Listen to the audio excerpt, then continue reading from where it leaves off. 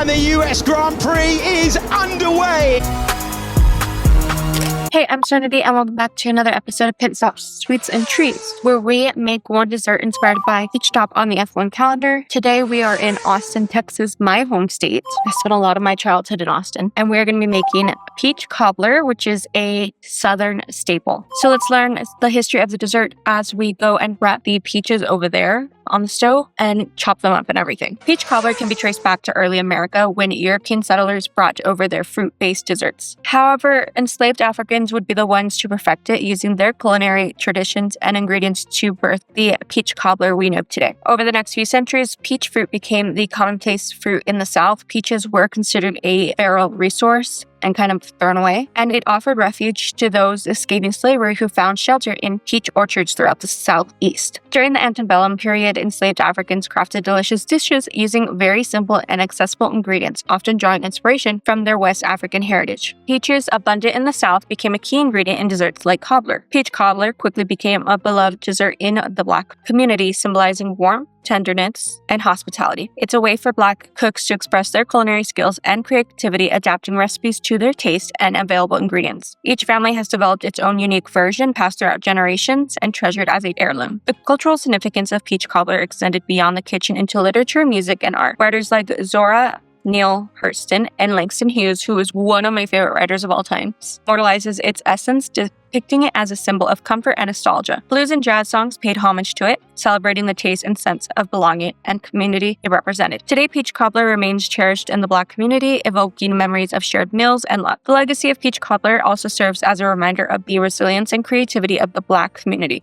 Despite facing adversity, African Americans have preserved their cultural heritage through food, ensuring that traditions like peach cobbler remain endured. So we are going to shock our peaches, which basically means I'm boiling them to soften them up so it's easier to peel the skin. Then I'm going to shock them in some cold water to stop the cooking process, drain that water, and start pitting and peeling the peaches. Let me tell you something, it's a lot harder than I thought. I thought I should have probably boiled the peaches for longer because when I shocked them, I think they became too cold too quick. So instead of doing slices, I'm doing chunks because I want a consistent cut. Some are peeled, some are not. I just gave up halfway if I'm being honest here. So I'm going to continue to do that while we learn some track history and facts. COTA was designed by the former F1 driver Herman. On October 21st, 2012, COTA was opened to the public with 1978 F1 champion and American driver Mario Andretti completing the first ever laps on the circuit in his championship Lotus 1979 car. After 7 long years, there was finally a race in the US again because previously it had been held in Indianapolis. The first Grand Prix was held on November 18, 2012, and Taylor Swift actually did performance that they do at every Grand Prix with some sort of singer, and that is something I fall asleep to all the time. Currently, there is a heat advisory for this race. I will say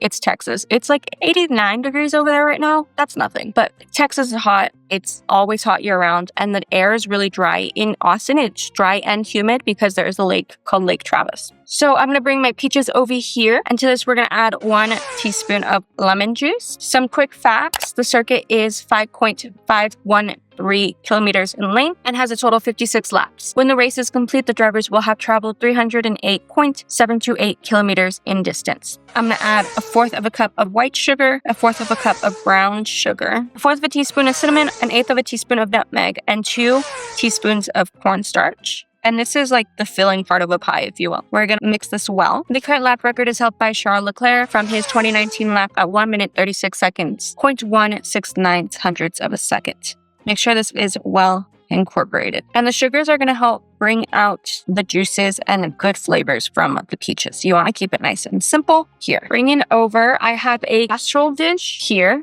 And then underneath it, I have a lined cookie sheet with foil in case the filling bubbles over. We're going to pour our filling, smooth it into an even layer. Then we are going to bake this in the oven for 10 minutes at 425. So let's talk about this week's news. There's so much news to get through. It's going to be a long one. While we make our crumble topping, we're going to start with 2 cups of all-purpose flour. So George is officially re-signed to Mercedes for the 2026 season, which is exciting because people did not know where he was going to go. They did bring out, it's not, but it is a Longhorn, Texas Longhorns, for photos with, I think it's a UT Austin inspired car. And let me tell you, I wish it was Bevo. If you know anything about American culture, one of my favorite things about college is the mascots, and some schools have actual animals. real animals who are mascots. So LSU has their tiger who lives in this huge encampment on the campus. The Austin, one of my favorite schools, you probably know their football. They have Bevo, which is a longhorn. I think there was last year, he almost got in a fight with another team's mascot. Some school has a bulldog, and my favorite of all is University of Connecticut. UConn has Jonathan the husky, and these animals, they pass on. So there's like generations of them.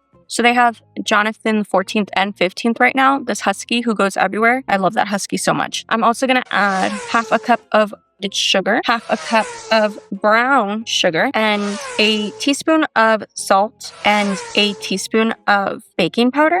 So officially, as of filming this on the 17th, F1 TV in America has been sold to Apple TV, meaning that F1, the app, will no longer exist.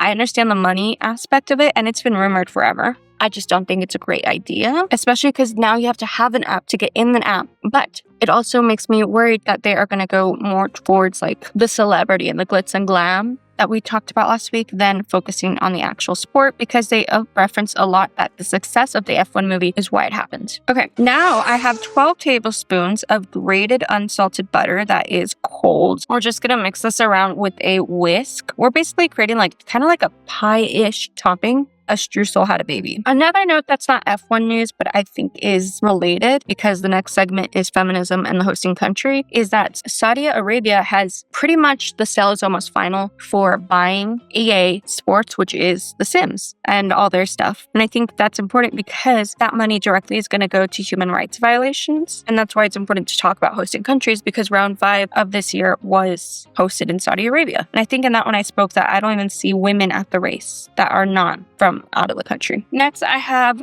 half a cup of boiling hot water. We're going to put it in here and mix it around. The water's been on the stove this whole time boiling. Be very careful mixing this. Another piece of news that came out is Susie Wolf did a Sunday Times article showcasing how much of glass ceiling there still needs to be broken for women in F1 and how recently she's experienced misogyny and sexism. It's a really good article. I love Susie Wolf so much, and I think she should be as FIA president. I also want to say before I get into the nitty-gritty of what I really want to talk about is I didn't go to Austin this year. I need to be there next year. It feels like everyone's there. It is my home state's race. I need to be there. Also, it's on my birthday weekend. My birthday was the 16th. I am very old now. Yeah, I'm very jealous because everyone's like, it's so Western and people love to play into the culture. No, that's Texas for you. Cowboys, barbecue, rodeos, Tex-Mex, all that stuff you're seeing. No, that's authentic Texas. Like Whataburger. I'm just surprised no one's in a Whataburger collaboration yet. This is everything. A Southern tea collab. I had to get my sweet tea for that. If you've never had authentic Southern sweet tea, you haven't lived yet. I just want to make sure all the flour is combined, but you're still going to have chunks of butter. You really want that because it's going to melt into the peaches and create this like gooey experience. Okay, now let's get into the nitty-gritty. My good old team McLaren. Screw Oscar.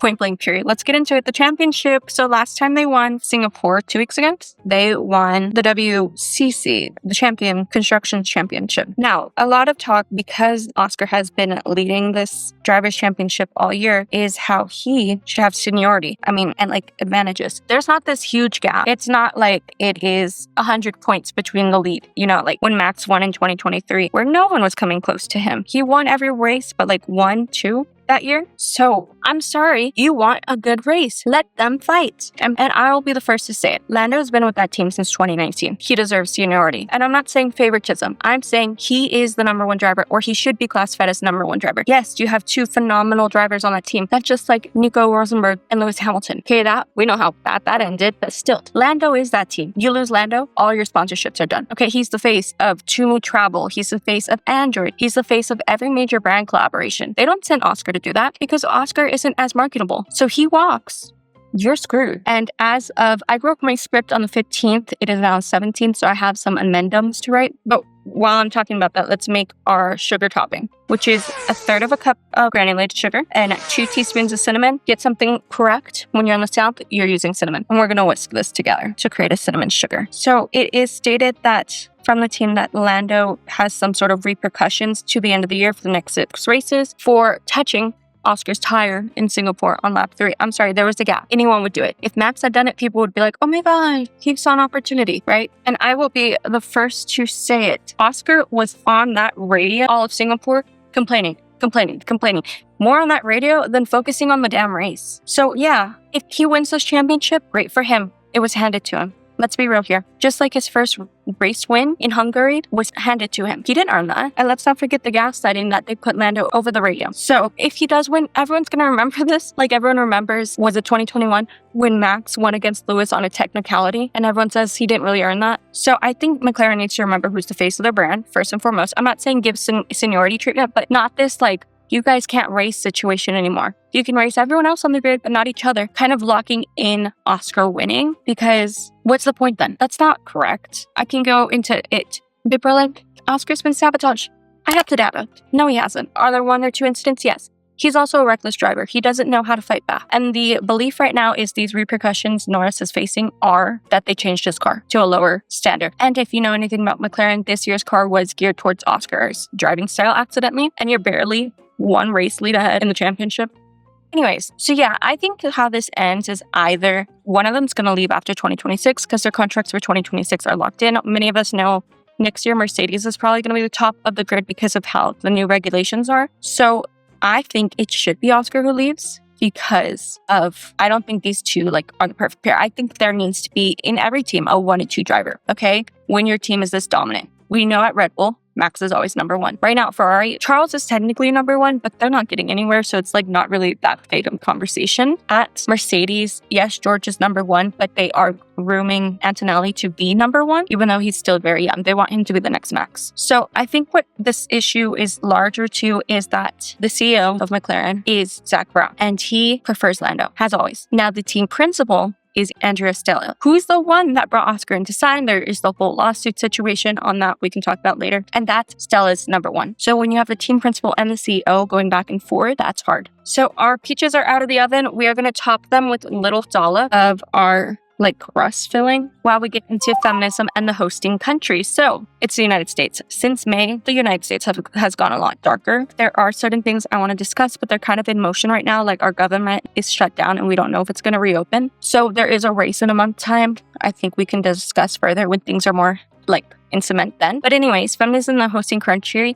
I am reading this book faster. It is about sports tourism in certain countries that use the big sporting event to hide horrible. My degree is also in women, gender, and sexuality studies, and I think at a macro level, we can always understand how a country is doing if you look at how they treat the women and children. So I thought I'd bring my educational background into this series. So in Miami, I did a brief history of the wave of U.S. feminism, the 4 waves, and this time, since Texas is my home state, I thought we should discuss Texas feminist history because a lot of people in the United States and abroad, I'm sure you know Texas, not to be like, United States, it's everything. I mean, most people know the state of Texas. A lot of people don't understand that Texas, even though it is often said to be very right-leaning, very Republican, is actually very purple. And I dare to say blue, which means it leans a lot more left. And people don't know that a lot of important laws and stuff started in Texas. And yes, 20, 30 years ago, we had a woman Democratic governor. So Texas is considered red because even though we're more purple, we are gerrymandered, which means the way our voting counts is skewed to a way that doesn't make sense. Some Texas cities like Dallas, Houston, they're not very close to each other. But the way the districts are, it seems like their outer little cities, counties, are close, so those count differently. And it's basically to control whose vote counts more. Furthermore, if you know anything about Texas, all the major cities, which includes Austin, San Antonio, El Paso, Dallas, Houston, all of them are very blue, which means they all vote Democrat. I'm going to top with our cinnamon sugar, sprinkling it over. Now, don't worry. Yes, you see some peaches. This feeling's going to spread. So now that you understand it, let's get into it. So if you don't know what Roe v. Wade is, it's basically the right to end a pregnancy. And that started before it was overturned by our Supreme Court. It was actually based in Texas. So Texan Norma McCovey became pregnant for the 3rd time in 1969, and she had already had a couple kids prior. She didn't want to keep this pregnancy, but ending one in the state of Texas was illegal, unless it would save the parent's life. So Texas lawyers Linda Coffey and Sarah Whittington filed a suit on her behalf in federal court under the pseudonym Jane Roe, and they ended up winning. So that gave the right to end the pregnancy nationwide. The women's suffrage movement and fight for women's votes began in Texas in 1868, which led to the founding of the Texas Equal Rights Association in 1893, and the Texas Equal Suffrage Association in 1903. In the late 19th century and the early 20th centuries, the Texas Federation of Women's Clubs and Texas Federation of Colored Women's Clubs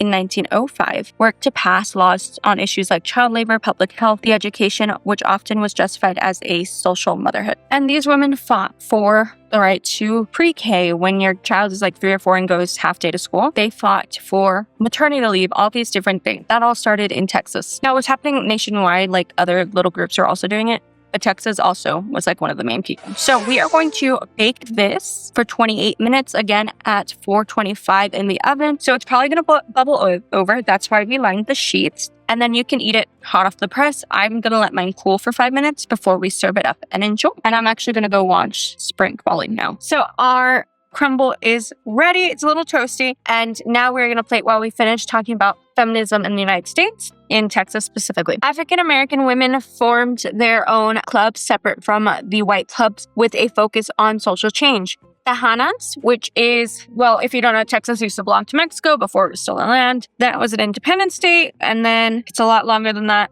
But Tejanas and Tejanos is Texas in Spanish, and then it is the name of people of Mexican descent who lived in Texas and have Texas ancestries, organized through mutual aid societies known to address financial, educational, and health needs within their communities. Also, it is a side note with this current administration, and because Texas is currently ruled by Republicans, that many Texas universities, including the University of Texas at El Paso and a couple of the state schools, so like UT Austin, UT San Antonio, Texas A&M, all of them are looking to, if they have it, get rid of their women's studies programs. The United States is currently ranked 43 out of 146 on the 2024 Global Gender Gap Index, but I am not surprised if we were lower, a lot lower, on the 2025 because of all the human rights that are being taken away. Furthermore, Texas is ranked 41 out of 50 states, multiple territories that one was representative of Puerto Rico. The Georgetown Institute for Women, Peace, and Security survey, women's rights in Texas pretty much don't exist. So on top of our peach cobbler, I'm going to do some of Texas's favorite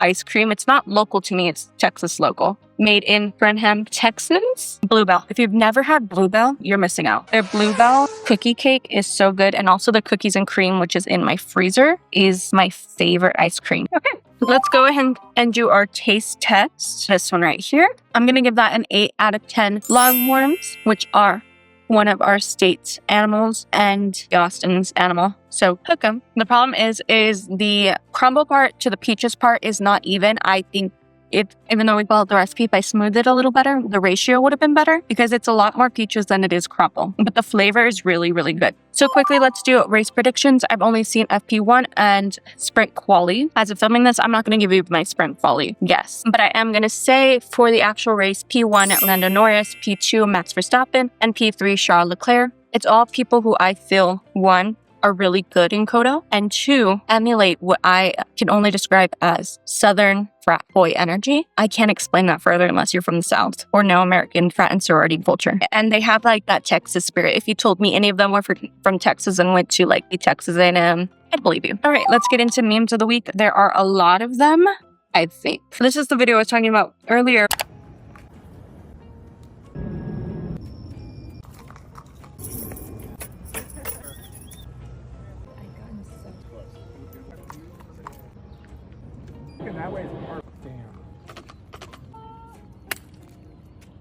I guess it's just a Longhorn car, not a UT car. Okay, Will and I are like so similar because, well, we share a birthday. But this is me because I have contacts in right now and I'm pretty sure the prescription is bad now. Should wear prescription glasses, but I don't. I've got like a perfect view. I just struggle a bit more to see perfectly. Actually, should wear prescription. Exactly. Like I can see things when my glasses are off. Doesn't mean I can see exactly what they are, but I know it's there. Oh, I told you my love for Susie. This is about Susie.